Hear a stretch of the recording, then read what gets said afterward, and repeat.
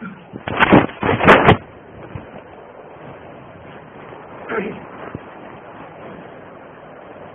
بالله من الشيطان الرجيم. بسم الله الرحمن الرحيم. إن الله لا يستحي أن يضرب مثلا ما بعوضة فما فوقها فأما الذين آمنوا فيعلمون أنه الحق من ربهم وأما الذين كفروا فيقولون ماذا أراد الله بهذا مثلا يضل به كثيرا ويهدي به كثيرا وما يضل به إلا الفاسقين. صدق الله العظيم. نحمده ونصلي على رسوله الكريم. اما بعد. تمام قسم کی حمد و ثنا، تعریف، کبریائی اور بڑائی اسے اللہ وحدہ لا شریک کے لیے لائق اور زیبا ہے، جو ساری کائنات کا خالق، مالک، میرا اور آپ کا مربی ہے. اسی اللہ کے لیے ساری تعریفیں ہیں جو بندوں کے گناہوں کو بخشنے والا اور بندوں سے بڑی محبت کرنے والا ہے، جو کہ غفار الذنوب ہے، ستار العیوب ہے اور علام الغیوب ہے. بعد اس کے آپ کے اور میرے آقا دو جہاں کے سردار الانبیاء پر کروڑہ کروڑ انگنت بے شمار درود و سلام صلی اللہ علی محمد وسلم. قابل احترام بزرگوں، عزیز نوجوان ساتھیوں، اللہ اور اس کے رسول سے محبت کرنے والے دیوانوں، قرآن مجید کی ایک آیت کی میں نے تلاوت کی ہے، اور یہ آیت ہمارے سلسلہ وار درس کی اگلی کڑی آیت نمبر 26 ہے. سورہ بقرہ سورہ نمبر 2 پارہ نمبر 1 اس کے رکوع نمبر 3 کی آیت نمبر 26. الحمدللہ اب تک ہم سورہ بقرہ کی 25 آیتوں کا ترجمہ، اس کی تشریح اور اس کی تفسیر سن چکے ہیں. اب آئیے آیت نمبر 26 کی طرف ہم بڑھتے ہیں. اللہ تبارک تعالیٰ کہتا ہے: ان اللہ لا یستحی ان یضرب مثلا، بے شک اللہ تبارک و تعالیٰ، ان اللہ بے شک اللہ تعالیٰ، لا یستحی نہیں شرماتا. لفظ بنا ہوا ہے حیا سے، یستحی حیا سے بنا ہوا لفظ ہے، شرم کے معنی میں. لا یستحی نہیں شرماتا، ہچکچاتا نہیں، ہیجیٹیشن نہیں ہوتا. بے شک اللہ تعالی نہیں شرماتا ان یضرب مثلا، کہ کوئی مثال بیان کرے. اصل میں اگر اس کا لفظی ترجمہ کروں میں عربی کے موٹے الفاظ کے حساب سے، تو اس کا ترجمہ ہوتا ہے ان یضرب مثلا کا مطلب ضرب یضرب کے معنی مارنے کے ہیں. عربی زبان میں ضرب یضرب کے مطلب مارنے کے، ضارب یعنی مارنے والا، ان یضرب مثلا یعنی مثال کا مارنا. ایکچولی اصل میں کہا جائے تو یہ وہ لفظ ہے جو انگریزی میں پینیٹریشن کے طور پر استعمال ہوتا ہے. پینیٹریٹنگ دا مارکیٹ، مطلب مثال کا اس طرح بیان کرنا کہ سننے سمجھنے والے کے نہ صرف دماغ کو وہ بات لگے بلکہ دل میں بھی وہ بات اتر جائے. اس کو کہتے ہیں یضرب. قرآن میں جگہ جگہ جہاں پہ بھی مثال کو بیان کرنے کی بات کی گئی ہے تو اللہ نے یضرب کا لفظ استعمال کیا کئیوں جگہ پر، بے شمار جگہ پر. بے شک اللہ تعالیٰ نہیں شرماتا کہ وہ مثال بیان کرے، ما بعوضۃ، چاہے وہ، ماں کا مطلب یہاں پر چاہے وہ، اصل میں ماں کا مطلب جو کہ ہے، جیسے ما قولہ، اردو میں بھی استعمال کرتے ہیں جب کوئی لکھتا ہے نا تو کہتے ہیں ما قولہ، جیسا کہ اس شخص کا قول ہے، ما اقول، جس طرح کہ میں کہتا ہوں، تو ما کا مطلب جو کہ، ما بعوضۃ، چاہے وہ یا پھر جو مثال مچھر کی ہو، چاہے خواہ وہ مثال مچھر کی ہو، اللہ تعالیٰ مچھر کی مثال بیان کرتے ہوئے بھی نہیں شرماتا، فما فوقہا، یا پھر لہذا ما فوقہا، یا اس کے اوپر کی مثال ہو یا نیچے کی مثال ہو، بے شک اللہ تعالیٰ نہیں شرماتا مثال بیان کرنے میں، چاہے وہ مچھر کی مثال ہو یا اس کے اوپر کی مثال ہو یا اس کے نیچے کی۔ میں ترجمہ دو طریقے سے کر رہا ہوں، حالانکہ لفظی ترجمہ کیا جائے فما فوقہا، فوق کے معنی اوپر کے ہیں، فوق کے معنی اوپر کے ہیں، جیسا بولتے ہیں نا ما فوق الاسباب، اسباب کے اوپر کی جو باتیں ہوتی ہے، جیسے اردو لفظ استعمال کرتے ہیں، تو فوق کے معنی اوپر کے ہیں، مگر میں جو اس کا ترجمہ کر رہا ہوں یوں کر رہا ہوں کہ بے شک اللہ تعالیٰ نہیں شرماتا مثال بیان کرنے میں، چاہے وہ مچھر کی ہو یا اس کے اوپر کی ہو یا اس کے نیچے کی، یہ دونوں قسم کے معنی میں کیوں کر رہا ہوں ترجمہ۔ فوق کے معنی اوپر کے ہی ہے، ایک تو ظاہری معنی اس کا لفظی معنی یہ ہوا کہ اللہ تعالیٰ مچھر کی مثال بیان کرتے ہوئے بھی نہیں شرماتا، یا اس کے اوپر کی کوئی مثال ہو، گویا کہ سب سے ہلکی چیز جس کی کوئی ویلیو نہیں وہ مچھر ہے نا۔ ایک معنی یہ ہوا کہ مچھر کے اوپر کی بھی مثال، مچھر یا اس کے اوپر کی مثال، مطلب مچھر از دا لاسٹ لمٹ، یا اس کو بول سکتے یہ پاورٹی لائن ہے، اس کے نیچے غربت ہے، سب سے ہلکی چیز کہا جائے تو مچھر ہے، اس لفظی ترجمے سے معلوم ہوتا ہے۔ دوسرا بڑا ہی مزیدار معنی ہے اس کا، ما فوقہا، ہا کی ضمیر مچھر کی طرف ہے نا، مطلب اس کے اوپر کی چیز۔ اب ذرا سا مچھر کو اپنے ذہن میں لائیے، اس کا ایک ذرا سا تصور کیجئے کہ مچھر جب بیٹھتا ہے تو اس کے اوپر کیا چیز نظر آتی ہے؟ اس کے پر، مچھر کے اوپر جو چیز نظر آتی ہے وہ پر ہے۔ ارے اللہ تعالیٰ نہیں شرماتا اس بات سے کہ وہ مثال بیان کرے، چاہے مچھر ہو یا مچھر کے پر کی ہو، سب سے ہلکی چیز کیا ہوئی اب؟ مچھر کا پر۔ اس لیے لوگ مثال دیتے، آپ سنے ہوں گے کہ اللہ تعالیٰ کی نگاہ میں دنیا کی مثال مچھر کے پر کے برابر بھی نہیں ہے، تو کہا کہ مچھر کا پر بھی سب سے ہلکی چیز ہے جس کی کوئی ویلیو نہیں ہے۔ دونوں قسم کے معنی اس لفظ میں آ گئے، یہ ہے قرآن کا انداز، ہے قرآن کی بلاغت، لفظ ایک استعمال کر کے دو معنی اختیار کر رہا ہے اللہ تعالیٰ۔ بے شک اللہ تبارک تعالیٰ نہیں شرماتا مثال بیان کرنے میں، چاہے وہ مچھر کی ہو یا اس کے اوپر کی کوئی مثال ہو یا اس سے بھی کوئی ہلکی مثال یا اس کے پر کی مثال۔ یہ کہہ کر اللہ تبارک تعالیٰ نے قیامت تک کے لیے تحقیق کے لیے دروازہ چھوڑ دیا کہ اب تم سوچ لو کہ عام طور پر تمہاری دنیا میں مچھر سب سے ہلکی چیز ہوتی ہے،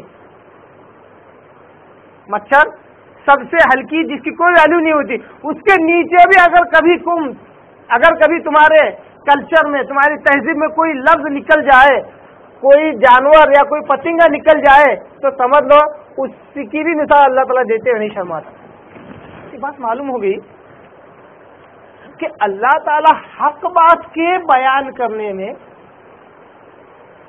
کسی بھی قسم کی مثال دے سکتا ہے اللہ تعالیٰ۔ اصل بات کیا ہے؟ اللہ تعالیٰ حق بات کو بیان کرنے میں کوئی بھی مثال دے سکتا ہے، چاہے وہ مچھر کی ہو، مقصد یہ ہوتا ہے کہ وہ بات سمجھائی جائے، وہ بات ثابت کی جائے۔ اللہ اکبر، قرآن کی اس بات کو ہم نے آج تک نہیں سمجھا. بارہا ہم نے یہ بات سنی ہے, قرآن کی اس بات کو آج تک ہم نے نہیں سمجھا.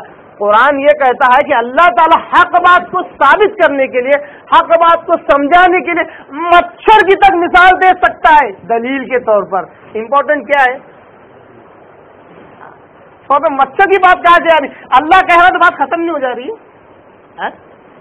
اللہ تعالیٰ کہہ رہا ہے مطلب یہی کافی ہے کہ اللہ کا حکم سراخوں پر, پھر بھی اللہ تعالیٰ اپنی بات سمجھانے کے لیے مثالیں دے رہا ہے تاکہ لاجیکلی انسان کا دماغ اس کو قبول کرے.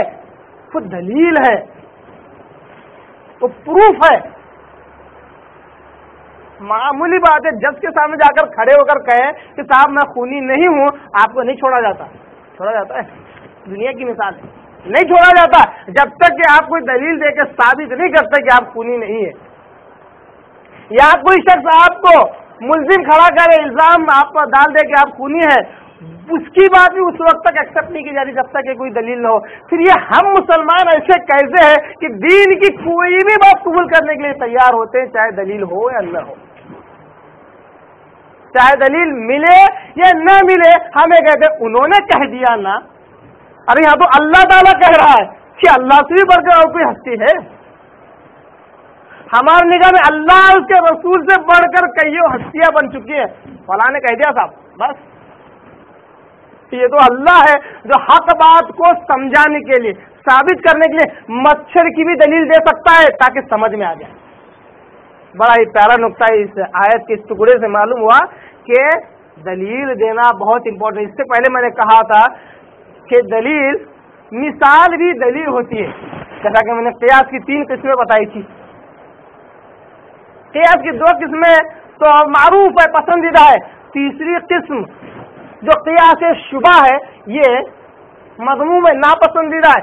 کوئی مثال بیان کرے اور شبہ کی بنیاد پر ہو تو وہ قیاس دلیل نہیں بن سکتی, وہ مثال دلیل نہیں بن سکتی. جیسا کہ اس کی میں نے ایک مثال اس سے پہلے کے درس میں نے کہا تھا کہ کوئی شخص اگر کسی لڑکے سے کہے کہ تو بہت گورا ہے, تیرا باپ بہت کالا ہے, اس کا مطلب تو ان کا بیٹا نہیں ہے. یہ دلیل ہے. باپ گورا, باپ کالا بیٹا گورا, مطلب باپ اور بیٹا نج, باپ اور بیٹا نہیں بھی ہو سکتے. یہ دلیل ہے. یہ دلیل قیاس شبہ ہے. اس کے پیچھے کوئی مضبوط وجہ نہیں ہے اس بات کو بیان کرنے کے لیے.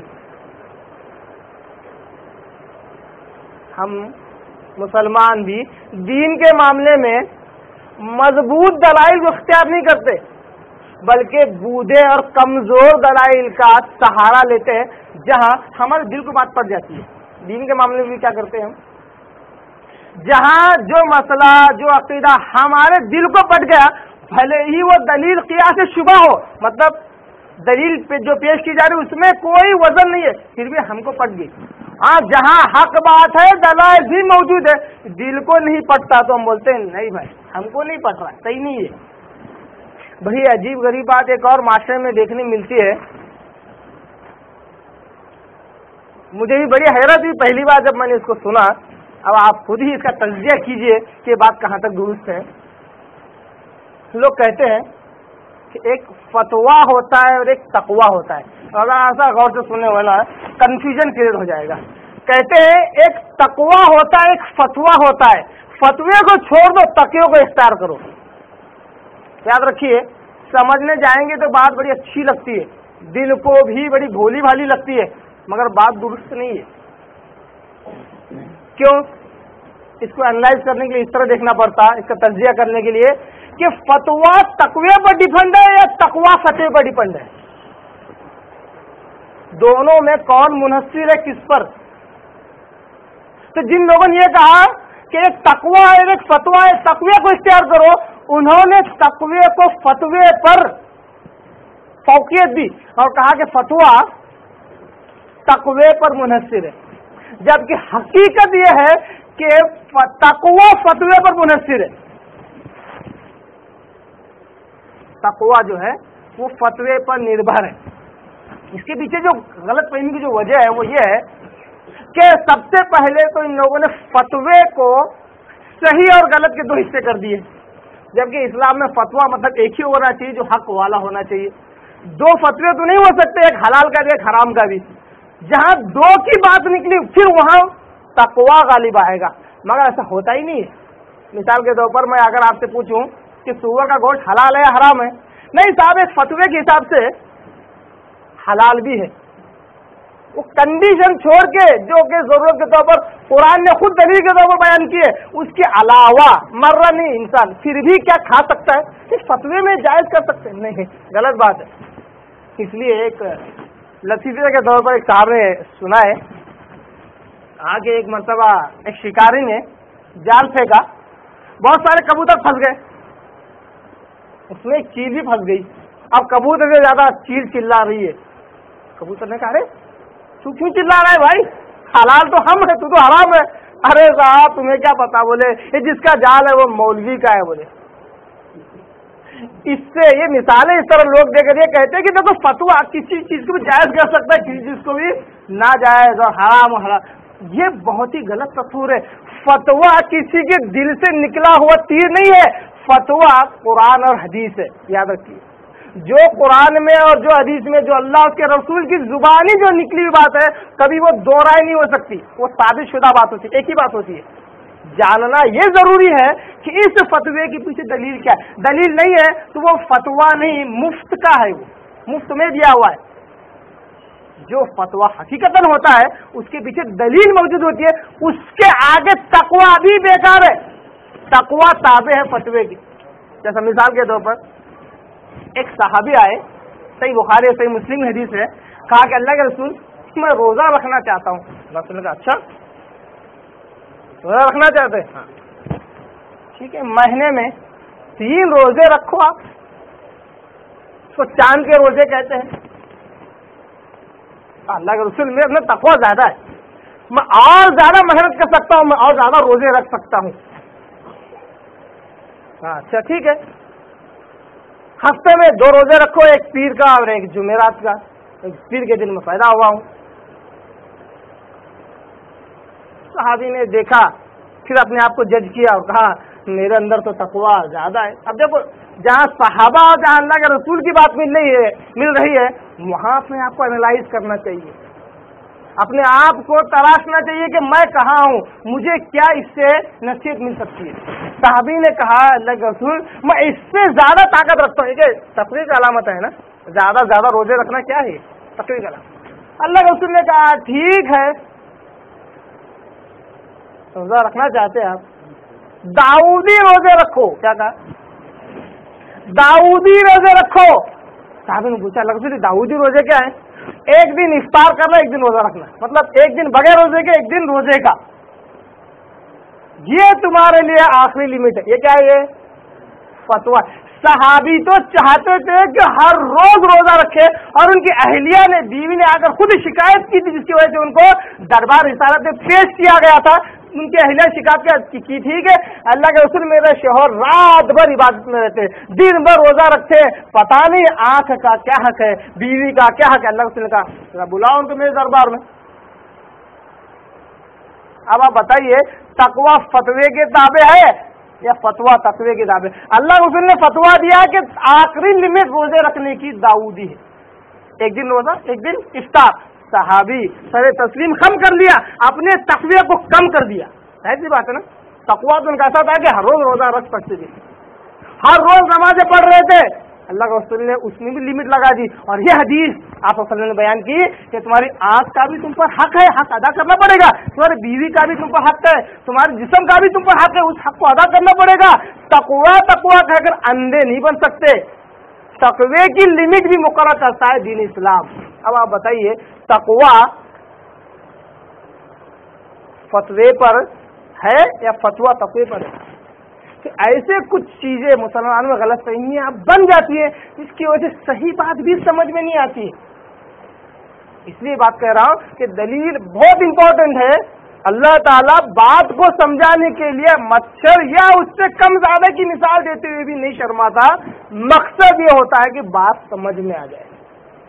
اس کو علم کلام میں کہتے ہیں، منطق میں، کہ جو متکلم ہوتا ہے اس کا منشا دیکھا جاتا، اس کے جملے، اس کے الفاظ بھی پکڑے جاتے ہیں. یعنی کوئی شخص کوئی بات کہہ رہا ہے، کہنے میں الفاظ بھلے ہی کوئی استعمال کرے، اس کا جو منشا ہوتا ہے، اس کا جو مقصود ہوتا ہے وہ دیکھا جاتا ہے، نہ کہ اس کے الفاظ. یہ علم کلام ہے نا، بات چیت، کمیونیکیشن، پارٹ آف اسپیچ کے اندر کا ایک رول ہے عربی میں، خاص کر عام طور پر اردو وغیرہ میں بھی یہ کام آتا ہے. اس لیے معلوم ہوا کہ بات جو سمجھا رہا ہے اس کا مقصود لیا جائے دلیل کی بنیاد پر. تو اللہ تعالیٰ کہتا ہے ان اللہ لا یستحی ان یضرب مثلا ما بعوضۃ فما فوقها، بے شک اللہ تعالیٰ مثال بیان کرنے میں نہیں شرماتا، چاہے وہ مچھر کی ہو یا اس سے زیادہ کی ہو یا اس سے کم کی ہو یا مچھر کے پر کی بھی چاہے مثال ہو. اللہ تعالیٰ بات کو سمجھانے میں دلیل کے طور پر کسی بھی مثال کو دیتے ہوئے اللہ تعالیٰ نہیں شرماتا. سوال اٹھتا ہے اس آیت کا یہ جو ٹکڑا ہے یہاں پر آ کر طے ہے، مطلب بات پوری ہو گئی، آیت پوری نہیں ہوئی، یہ بات بیان کرنے کا مقصد کیا ہے اللہ تعالیٰ؟ کیوں اللہ نے یہ کہا کہ اللہ تعالیٰ مثال بیان کرتے ہوئے نہیں شرماتا؟ اس وجہ سے کہ اس سے پہلے بھی ہم نے دیکھا کہ اللہ تعالیٰ نے منافقوں کے تعلق سے مثال بیان کی، یہاں تک کہ اللہ نے قرآن کے تعلق سے چیلنج دیا کہ قرآن میں اگر تم کو شک ہے کہ یہ منزل من اللہ ہونے میں تو اس کے جیسی ایک صورت لے آؤ. اللہ نے چیلنج دیا اور کئیوں جگہ اس قرآن کو منزل من اللہ ہونے کے لیے کئیوں دلائل اللہ نے مثال کے طور پر دیے ہیں. یہاں تک کہ مکڑی کی مثال اللہ نے دی، مکھی کی مثال اللہ نے دی. سورہ بقرہ کی یہ جو آیت ہے یہ مکی دور کی ہے، کافروں سے اللہ تعالیٰ مخاطب ہے اس آیت میں، آیت نمبر 26 میں. اور بہت ساری صورتیں جس میں اللہ تعالیٰ سے بیان کرتا ہے تو بالخصوص کافروں کی طرف اشارہ ہوتا ہے. اب جب یہ مثالیں کافروں کے پاس بیان ہوتی تھی تو کافر لوگ اللہ کی بات سنتے تھے، وہ دلائل جو یضرب تھے، مطلب دماغ کو مارنے والے تھے، دماغ کے اندر گھسنے والے، دل کی گہرائی میں بات گھسنے والی بات تھی، دلائل ایسے تھے، اللہ تعالیٰ کی مثال ایسی تھی تو بات سمجھ میں آ جاتی تھی، بات سمجھ میں آ جاتی تھی کہ یہ حق ہے، یہ قرآن حق ہے، یہ منزل من اللہ ہے، یہ اللہ کی طرف سے نازل کرتا ہے. کیونکہ اس چیلنج کو بھی ہم قبول نہیں کر سکتے کہ اس کے جیسی کوئی مثال پیش کرے، اس صورت کے، اس قرآن کی کوئی صورت کی طرف کوئی مثال پیش کرے، یہ بھی ہم میں قدرت و طاقت نہیں ہے. گویا کہ ہار مان لی تھی، اس کو حق تسلیم کر لیا تھا اس وقت کے کافروں نے. مگر آخر میں یہ کہتے تھے کہ بھائی اگر یہ کلام خدا ہے، عظیم ہستی کی طرف سے نازل کردہ ہے، تو اس میں سے چھوٹی چھوٹی مثالیں کیوں ہیں؟ مچھر کی، مکڑی کی، مکھی کی مثالیں کیوں بیان کی گئی ہیں؟ اللہ کو یہ بات پسند نہیں آئی. غور کریں ایک بات پھر سے، اللہ نے قرآن کے اندر بات کو سمجھانے کے لیے بہت سارے دلائل دیے، بہت ساری منطق دیے، بہت ساری مثالیں اللہ نے بیان کی.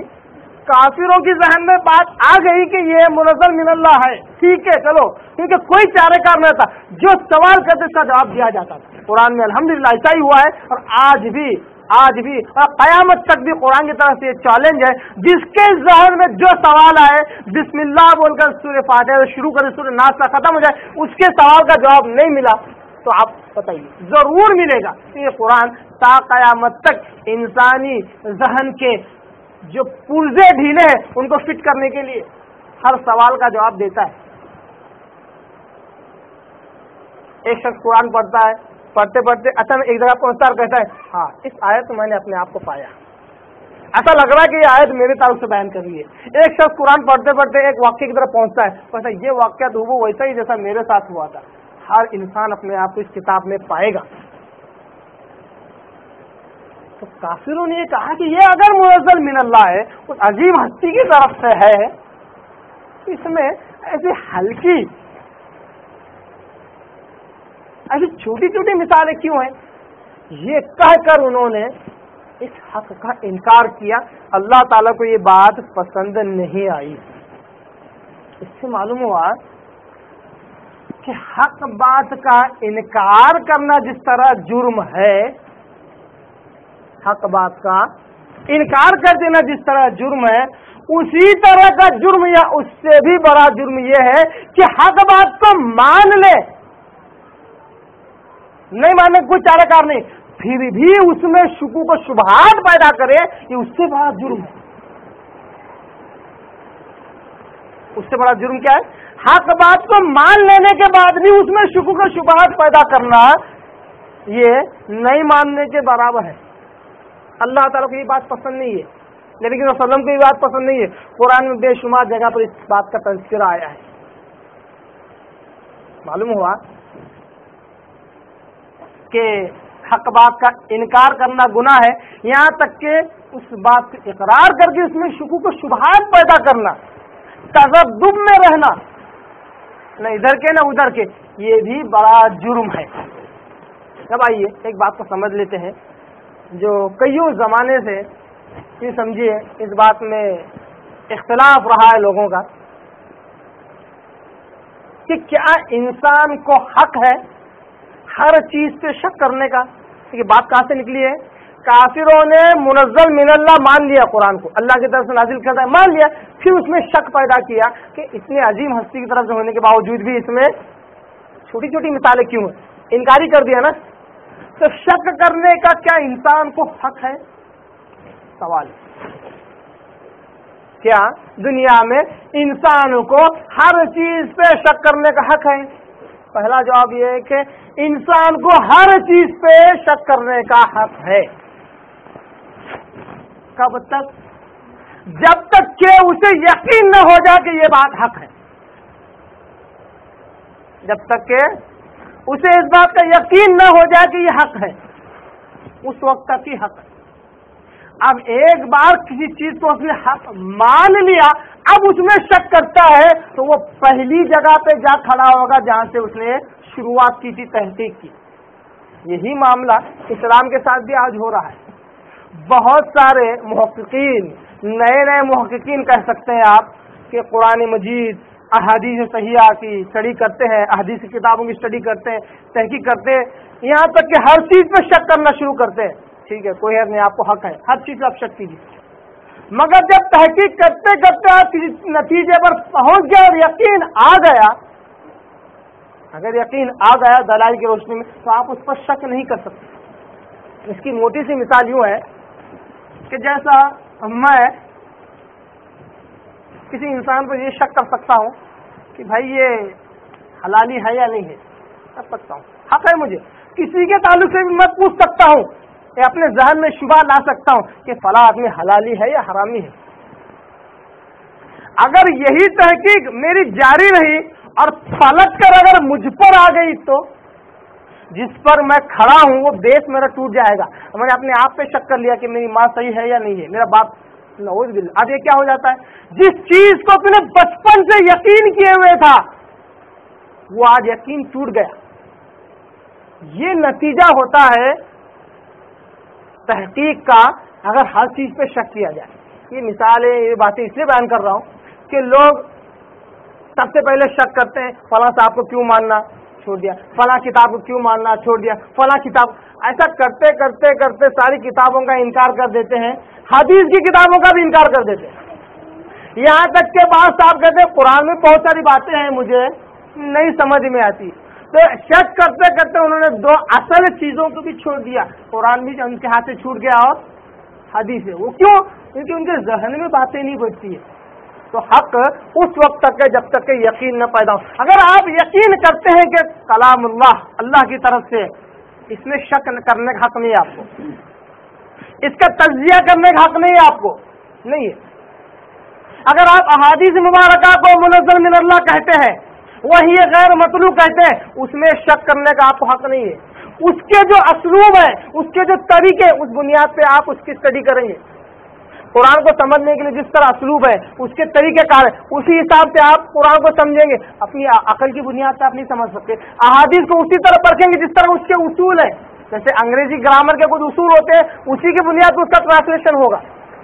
مثال کے طور پر انگریزی میں اگر میں ایک جملے کا ٹرانسلیشن کروں، اردو کا انگریزی بنا رہا ہوں کہ انگریزی کا اردو بنا رہا ہوں میں. انگریزی یوں ہے کہ Mr Black has killed 4 people, آدمی کا نام ہے. اب بتائیے ٹرانسلیشن کا کیا یہ اصول نہیں ہے کہ نام کو نام رکھا جائے، اس کا ترجمہ نہیں ہوتا ہے نا؟ یہ اصول ہے نا، نام کا ٹرانسلیشن. اگر میں اس کا ترجمہ یہ کروں کہ جناب کالے صاحب نے 4 لوگ قتل کر دیا، تو ترجمہ ہی بدل جاتا ہے. کیوں؟ اس کا نام ہی بلیک ہے. تو اس کا لفظ، اس کا ترجمہ کالے نہیں کر سکتا. کالا انسان نہیں، کیوں؟ معنی ہی بدل جاتا ہے. تو اس طرح ہر چیز کے اصول ہوتے ہیں. اصول کے تحت انسان اپنے آپ کو باندھ رکھے اصولوں پر ہی شک کرنے لگ جائے تو وہ انسان اپنا بیس کھو دیتا ہے. اس لیے بہت سے لوگ تحقیق کر کے بھی آج بھی زیرو اس وجہ سے ہے کہ جس بیس پر کھڑے اس پہ بھی شک کرتے ہیں. یہ ویسا جیسا آپ نے خود کے ماں باپ پر بھی شک کر لیں. اب آپ یقین کر لیجئے، پہلے تحقیق کر لیجئے، ایک لیول پہ آ جائیے کہ ہاں یہ حق ہے.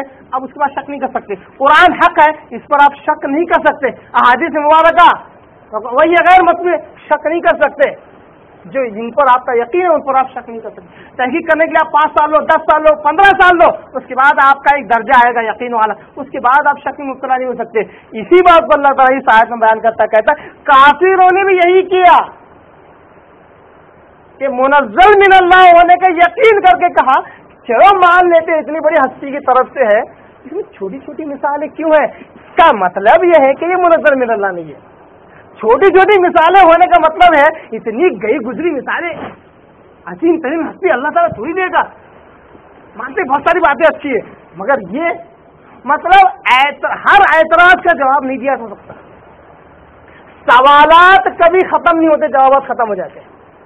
2 آدمی کو بٹھایا جائے مناظرے کے لیے، بحث کے لیے، صرف ایک سوال کرتا جائے اور ایک جواب دیتا جائے نا، یقین جانیے جو سوال کرتا ہے ہمیشہ جیتے گا. تو یہ سوالات کبھی ختم نہیں ہوتے، جوابات ختم ہو جاتے ہیں. اللہ نے اس لیے کہا کہ اللہ حق بات کو بیان کرنے کے لیے کوئی بھی مثال دیتے ہوئے نہیں شرماتا. اب آگے اللہ آگے ٹکڑے میں کہتا ہے، اتنی بات کہہ کر آگے کہتا ہے فَأَمَّا الَّذِينَ آمَنُوا فَيَعْلَمُونَ أَنَّهُ الْحَقُّ مِن رَّبِّهِمْ، بے شک وہ لوگ جو ایمان والے ہیں. اب آپ بتائیے ایمان والے کس کو کہتے ہیں؟ جو ہر بار شک کر کے یقین حاصل کرتے ہیں. وہ ہر بار شک کر کے یقین حاصل کرتے ہیں وہ ایمان والے ہیں، یا جن کے دل میں شک نہیں ہوتا وہ ایمان والے ہیں؟ جن کے دل میں شک نہیں ہوتا ایمان والے. فَأَمَّا الَّذِينَ آمَنُوا، بے شک وہ لوگ جو ایمان والے ہیں جن کے دل میں شک نہیں ہے. ایمان کا ضد کفر ہے، یقین کا ضد کیا ہے؟ شک ہے. جس کے اندر شک نہیں ہوتا اس کے اندر یقین ہوتا ہے، جس کے اندر یقین ہوتا ہے اس کے اندر ایمان ہوتا ہے. فَأَمَّا الَّذِينَ آمَنُوا، جو ایمان والے ہیں، فَيَعْلَمُونَ أَنَّهُ الْحَقُّ مِن رَّبِّهِمْ، وہ جانتے ہیں کہ بے شک یہ جو مثالیں بیان کی جا رہی ہیں اور یہ پورا قرآن ان کے رب کی طرف سے نازل کردہ حق ہے. اب آپ بتائیے ایمان والوں نے یہ کیسے تجزیہ کیا کہ اس کے اندر کی ہلکی سے ہلکی مثالیں اللہ کی طرف سے؟ کیا انہوں نے کوئی فارمولا لگایا، کوئی اینالائزیشن کے لیے کوئی ٹرک استعمال کی کہ مثالیں جو بیان کی وہ بھی اللہ کی طرف سے؟ نہیں، انہوں نے یقین کر لیا تھا کہ اللہ کی طرف سے. یہ یقین ان کے لیے کافی ہو گیا کہ اللہ کی طرف سے. اس لیے کہتا ہوں ہر چیز کو شک کے دائرے سے پرکھا نہیں جا سکتا، ورنہ شک کرتے کرتے انسان اپنا بیس بھی کھو جاتا ہے اور خود کے حلال یا حرامی ہونے کا بھی سوال کھڑا ہو سکتا ہے. شک کے ذریعے سے اسلام کے مسائل کو حل نہیں کرنا چاہیے، دلائل کی روشنی میں اسلام کے مسائل، اسلام کے عقائد حل کرنا چاہیے. اس کے آگے اللہ تعالیٰ کہتا ہے، یہاں پر جیم کا ہے، یہاں پر جیم، اس کا تیسرا ٹکڑا اس آیت کا، فَأَمَّا الَّذِينَ كَفَرُوا، اب جو لوگ کفر کرتے ہیں، جنہوں نے کفر کو اختیار کیا ہے، فَيَقُولُونَ مَاذَا أَرَادَ اللَّهُ بِهَذَا مَثَلًا، جن لوگوں نے کفر کیا ہے وہ کہتے ہیں ماذا اراد اللہ بہذا مثلا، اللہ تعالیٰ کا ارادہ کیا ہے آخر یہ مثال بیان کر کے؟ یعنی مثال سے جو مقصود ہے اس کو چھوڑ دیا اور یہ کہنے لگ گئے کہ مثال بیان کرنا کیوں چاہتے ہو یار، حالانکہ سمجھ میں آ رہا ہے، بہت ساری جگہ پر سمجھ میں آ گیا. 10 में से 9 जगह समझ में आ गया, एक जगह जहां डाउट आया तो 9 को अभी इनकार कर दिया और कहते हैं मादा अल्लाह भी हादा मसला। अल्लाह ताला ऐसी मिसाल बयान करके कहना क्या चाहता है, ये किसका जुमला है? हाँ, इससे मालूम हुआ कि वो दो शख्स जो दीन के ताल्लुक से गुफ्तगू कर रहे हैं अपने आप को ताबे करते दलाइल के, न के चर्ब जुबानी के, न के मंतिक के, न के मिसालों के, दलाइल के ताबे कर दे। वरना सामने वाला जो पूरी तरह हक बात को मान चुका है आखिर में सवाल करेगा, आखिर तू बोलना क्या चाहता है यार, मैं सही हूँ, फिर भी तो अपने आप को सही कहता है। देखिए हक बात तो मान कर भी वो ये कह सकता है कि तो आखिर कहना क्या चाहता है, वैसे जैसे काफिर कह रहे हैं। ये मैं दोनों की तजवीज इसलिए कर रहा हूँ कि अल्लाह ताला भी इस बात को पसंद नहीं करता, दलाइल इंपॉर्टेंट है। अल्लाह कहता है कि काफिर लोग कहते हैं फयकुलून माज़ा अरादा अल्लाह बिहाज़ा मसला, आखिर अल्लाह ताला इस मिसाल को बयान करके कहना क्या चाहता है। तो अल्लाह ताला कहता है आगे चौथे टुकड़े में युज़िल्लु बिही कसीरा, अल्लाह ताला अपनी बातों में कुछ जगह ऐसी मिसालें इसलिए देता है ताकि ऐसी ही बातों के जरिए से बहुत सारे लोगों को गुमराह करे, बहुत सारे लोगों को गुमराह करे। अल्लाह ताला भी गुमराह करता है ना, करता है, क्योंकि अल्लाह की सिफ्त है, जहाँ अल्लाह हिदायत देता है वह गुमराह भी करता है। बहुत सारे लोगों ने अल्लाह ताला के ताल्लुक से अपने अकीदे को, अपने ईमान को सही बनाया नहीं है, या तो सिर्फ हमेशा पॉजिटिव थिंकिंग रहती है अल्लाह ताला के ताल्लुक से, या बिल्कुल जीरो होती है। गुनाह में खूब मुलविस होने का और कहने का अल्लाह मग़फ़िरत करने वाला है, अल्लाह बड़ा बख्शने वाला है, ये ईमान नहीं। ईमान वो है जो उम्मीद और खौफ के दरमियान हो, ईमान वो है जो उम्मीद और खौफ के दरमियान हो। इसीलिए अल्लाह की दोनों सिफात का मालूम होना जरूरी है। जहाँ अल्लाह जन्नत की नियामतों में डाल सकता है वहाँ जहन्नम के अजाब में अजाब भी दे सकता है ना। दोनों का इकरार करना, दोनों पर अकीदा रखना। वैसे जो अल्लाह हिदायत दे सकता है वही अल्लाह गुमराह भी कर सकता है और करता है। तो गोया यूं न कहे कि कोई शख्स गुमराह हो जाए तो शैतान ने गुमराह कर दिया, मेरी गलती से गुमराह हो गया, नहीं, अल्लाह गुमराह करना चाहता था। जरिया किसको बना सकता है? शैतान को बना सकता है, तेरे को बना सकता है, किसी और शख्स को बना सकता है। अल्लाह गुमराह करना चाहता था, अल्लाह ने गुमराह किया। बहुत सारे लोग गाड़ी में जाते हैं, एक्सीडेंट हो जाता है, या अल्लाह मैं ही मिला था एक्सीडेंट के लिए। क्यों? तूने कि अल्लाह से कोई डॉक्यूमेंटेशन करा के लाया कि मेरे साथ एक्सीडेंट न हो, मेरे साथ फला चीज न हो, मेरे साथ नहीं, अल्लाह चाहे तो तेरा पैर तोड़ सकता है। ये अकीदा इंसान का होना चाहिए। दुनिया में कोई भी इंसान ऐसा नहीं जो वैल्यूएबल है कि अल्लाह उससे डर जाए, न। अल्लाह किसी का भी पैर तोड़ सकता, किसी का भी नुकसान कर सकता, उसको कोई रोकने वाला नहीं। ये जहन में अकीदा होना चाहिए। इसलिए कुरान मजीद में एक आयत है जिसके ऊपर उलमा कहते हैं अकबरुल कबाइर, कबीरा गुनाहों में ये भी एक गुनाह है कि अल्लाह की पकड़ से बेखौफ हो जाना। अकबर कबाइर में से इंसान बेझिझक दुनिया में जिंदगी गुजारे, ये अकबर कबाइर में से एक है। कबीरा गुनाह में से एक बड़ा गुनाह है कि अल्लाह की पकड़ से खौफ न खाए। कुरान की आयत भी अल्लाह ताला कहता है क्या ये लोग डरते नहीं है कि अल्लाह ताला आसमान से कोई अजाब नाजिल करे या जमीन से कोई अजाब नाजिल करे। तो ये जगह अल्लाह ने बात की तो मालूम है कि अल्लाह का खौफ भी इंसान के दिल में हो तो अल्लाह ताला गुमराह भी करता है। इन्हीं मिसालों से, इन्हीं आयतों से आगे अल्लाह कहता है वो यहदी भी कसीरा, ऐसी मिसालों से ईमान वालों के लिए हिदायत भी देता है, उनके लिए नए नए रास्ते भी खोलता है, उनके जहन और ज्यादा कुशादा हो जाते हैं। वमा युज़िल्लु बिही इल्लल फासिकून, ये वो आयत है इसको बहुत सारे लोग इस्तेमाल करते हैं। वमा युज़िल्लु बिही इल्लल फासिकून, वमा युज़िल्लु बिही इल्लल फासिकीन, मगर अल्लाह गुमराह उन्हीं को करता है जो फासिक होते हैं। सवाल उठता है फासिक कौन है? किसको कहते हैं अरबी जुबान में? अल्लाह की इताअत से खरूज करने वाले, अल्लाह के इताअत से बाहर निकलने वाले को फासिक कहते हैं। अल्लाह का कोई हुक्म हो उससे बाहर निकल जाए वो शख्स फासिक है। उससे पहले ये बात याद रखें, इस आयत में जिन्हें फासिक कहा गया है, कुरान का समझने का सबसे पहला उसूल यही है कि पहले वो आयत वहां फिट की जाए जिसके लिए वो नाजिल हुई थी। सबसे पहला उसूल, उठते ही उसको हर एक जगह में फिट करना ये बहुत बड़ी गलती है। कुरान से बहुत सारे लोग गुमराह भी इसी तरह हुए हैं कि उसको कयामत तक के लिए कहकर कभी भी कोई माना निकाल लेते हैं, ये बात गलत है। पहले वो माना निकाला जाए जो इसके लिए वो आयत नाजिल हुई है। इसमें फासिकीन काफिरों की तरफ इशारा है, इसमें बिलखुसूस काफिरों की तरफ इशारा है कि वो अल्लाह की इताअत से खुरूज इख्तियार करते बाहर निकल जाते हैं। हाँ, ये सिफ्त मोमिन में भी आ जाती है जो कि टेम्पररी और आर्जी होती है, मोमिन में भी आ जाती है कि मोमिन भी अल्लाह की इताअत से खुरूज करता है, मगर वो गौर से सुने, मगर वो उस वक्त मोमिन नहीं होता, वक्ती तौर पर, आर्जी तौर पर। मालूम हुआ कि जो ईमान वाला है एक स्टेटस उसका कभी ऐसा भी आता है कि उसका ईमान उसके सर से निकल जाता है। हदीस में आप कहते हैं कि जब कोई मोमिन कोई गुनाह करता है तो उसका ईमान उसके सर से ऊपर खड़ा हो जाता है जब तक वो गुनाह में मुलविस होता है। जैसे ही गुनाह से फारिग हो जाता है, फिर से अल्लाह का जिक्र करता है तो ईमान उसके अंदर लौट आता है। बुखारी, मुस्लिम और तिरमिज़ी वगैरह की हदीस है। मालूम हुआ कि जिस वक्त गुनाह मुलविस होता है उस वक्त अल्लाह की इताअत से खुरूज करता है, फिस्क उसके अंदर आता है, मगर ये आर्जी होता है। हाँ, अगर कोई ईमान वाला है और अल्लाह की इताअत से खुरूज कर जाए फिर कुरान पढ़ने लगे तो वो सीधा कुफ्र का रास्ता इख्तियार कर लेता है, ईमान पूरी तरह उसके अंदर से निकल जाता है। क्यों? ईमान रखने के बावजूद भी अल्लाह की इताअत से खुरूज कर रहा है, अल्लाह की इताअत से बाहर निकल रहा है, अल्लाह की नाफरमानी करते करते फिर भी कुरान की आयतों के पीछे पड़ा हुआ है, तो उस तरह शुकूक और शुबहात पैदा हो जाते हैं। तो इन्हीं आयतों से वो गुमराह भी होता है। वमा युदिल्लु बिही इल्लल फासिकीन, मगर इससे फासिक लोग ही गुमराह होते हैं।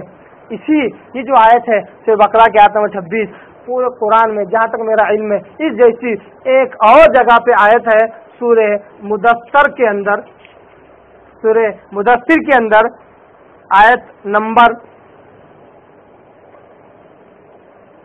26-27। जिस तरह सूरह बकरा की आयत नंबर 26 है, इसकी आयत नंबर 27 है।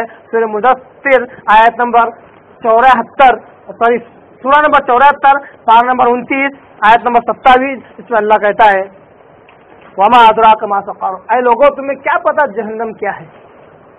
बात यहाँ से उससे पहले भी कुछ बयान किया गया है, मगर मेरा मौजू यहीं से है, इसलिए बात को जल्दी से बयान करने के लिए मैं इस आयत से आयत नंबर 27 से ले रहा हूँ। वमा अदराक मा सक़र, ऐ लोगों तुम्हें क्या पता है, या मुखातिब अल्लाह ताला, क्या है मोहम्मद, आपको क्या पता कि सक़र क्या चीज़ है, जहन्नम क्या चीज़ है, दोज़ख क्या चीज़ है। ला तुबक़ी वला तज़र, न वो बाकी रखती है और नहीं छोड़ देती है। जहन्नम कैसी है, न बाकी रखती है और नहीं छोड़ देती है। लव्वाहतुल लिलबशर, खाल को झुलसा देने वाली जहन्नम है। अलैहा तिस्अत अशर, उस जहन्नम के दारोगा फरिश्ते 19 हैं। कितने हैं? अब अल्लाह ने मिसाल के तौर पर बयान किया कि उस जहन्नम के दारोगा 19 है, कंट्रोलर। वमा जअलना अस्हाबन नार इल्ला मलाइका, हम जहन्नमियों पर फरिश्तों को ही दारोगा बनाते हैं। वमा जअलना इद्दतहुम इल्ला फितनतल लिल्लज़ीना कफरू, हमने ये जो तादाद बयान की है फरिश्तों के 19 होने की, ये हमने आजमाइश के तौर पर बयान की है उन लोगों के लिए जो काफिर है। मतलब अल्लाह ने फरिश्तों की जो तादाद बयान की ये आजमाइश के लिए, क्योंकि जैसे अल्लाह ने कहा इस आयत का शान नुज़ुल के अंदर जो हदीसें मिलती है, जो तफसीर मिलती है, वही है जो ऐसे अल्लाह ने कहा कि जन्नत पर 19 दारोगा है, तो अबू जहल कहने लगा कि तुमका दस का एक गिरोह एक फरिश्ते को काफी नहीं होगा। और एक शख्स बड़ा ही पहलवान था, उसने कहा अरे एक काम को 17 को मैं निपट लेता हूं, 2 को तुम निपट ले। तो ऐसी बातें हुई तो अल्लाह ने कहा कि ये जो अदद बयान की जा रही है ये असल में आजमाइश है तुम लोगों के लिए, देखना चाहता है कि तुम कितना ईमान रखते हैं। क्यों? ईमान वालों के साथ मामला क्या होता है, लियस्तयक़िनल लज़ीना ऊतुल किताब, जो अहले किताब जिनके पास अल्लाह की नाजिल करदा किताब है उनका यकीन पक्का हो जाता है। मुस्तयक़ीन अल्लज़ीना उतुल किताब, यकीन पक्का, क्योंकि उनकी किताबों में भी जहन्नम के दारों का जिक्र है और 19 का ही तज़किरा है। इसको बता रहा है हमारी किताब में भी, कुरान में भी है, कुरान हक है, इनका यकीन पक्का हो गया। और वयज़दाद अल्लज़ीना आमनू ईमाना, ईमान वालों का ईमान में बढ़ोतरी होती है अल्लाह के इस मिसाल से। अरे 19 फरिश्ते और ज्यादा डर और खौफ इनके अंदर पैदा होता है। उनके लिए तादाद इंपॉर्टेंट नहीं है, अल्लाह कहता है एक भी फरिश्ता है तो भी डर महसूस होता है, जहन्नम ही काफी थी, ऊपर से एक दारोगा भी है, कंट्रोलर भी, उनका डर और खौफ बढ़ जाता है, इनका ईमान ही बढ़ जाता है ईमान वालों का। इसके बाद आगे अल्लाह कहता है वला यर्ताब अल्लज़ीना ऊतुल किताब वल मुमिनून, अल्लाह ने ये सारी मिसालें कुरान में इसलिए बयान की है ताकि अहले किताब और ईमान वालों के दिल में शक न हो, शुक्र व शुबात ज़ायल करने के लिए अल्लाह ताला मिसालें बयान करता है। आगे लगाता है वलियक़ूल अल्लज़ीना फ़ी क़ुलूबिहिम मरज़ुन वल काफ़िरून, और जिन लोगों के दिलों में मर्ज़ है, बीमारी है, शक है, कुफ्र है और काफिर लोग, वो कहते मादा अरदल्लाहु बिहाज़ा मतला, 19 फरिश्ते का अगर आता ये मिसाल आखिर क्यों बयान कर रहा है। देखिए सेम टू सेम वही अल्फाज जो सूरह बकरा 100 नंबर 2 के आयत नंबर 26 में, यहाँ पे वहाँ पे भी काफिरों का तज़किरा, यहाँ पे भी काफिरों का तज़किरा।